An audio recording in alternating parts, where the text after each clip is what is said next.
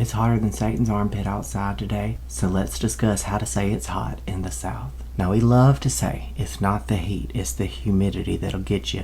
And our humidity's sitting somewhere around 75% today. But it's not just the humidity now, it's the heat too. We're in the heat and the humidity. It feels like we're walking around in a big old bowl of soup made of hot swamp water. So if you like walking through scalding hot Vaseline, it's the place for you. And if you don't love that, there's some ways you can say it's a little too hot in the South. Now, we started out with Satan's armpit. A lot of things having to do with Satan are associated with hot. It could be hotter than Satan's armpit.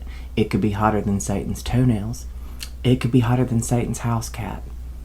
Really, anything attributable to Satan, if it's hotter than that, it's pretty hot. Now, it could be hotter than blue blazes, and it could be hotter than a $2 pistol.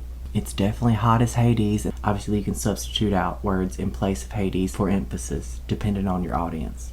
Now, we know it's definitely hotter than a frying pan, and we love to say you could fry an egg on the sidewalk. Speaking of the sidewalks, we like to give credit to Georgia for some reason for hot asphalt. It's hotter than Georgia asphalt.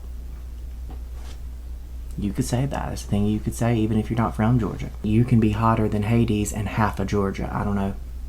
Georgia's got something going on with the heat there. Feeling a little more obvious, you could say it's hotter than a blacksmith's forge or hotter than a firecracker on the 4th of July. You might could say it's hotter than a jalapeno in a barbecue pit. And while we're on jalapenos, you could say it's hotter than a goat in a jalapeno patch, or it's hotter than a billy goat in a pepper patch. Now, you might could say it's hotter than a skillet full of grease, or hotter than a mess of collard greens.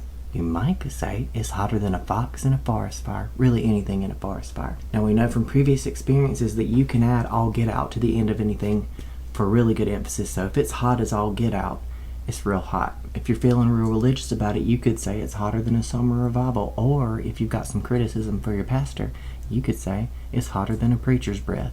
Tell your people this one's gonna be a scorcher, a torture, torch.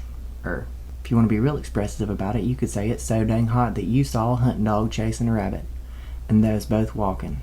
I'm wilting, I'm burning slap up, I'm sweating like a hog.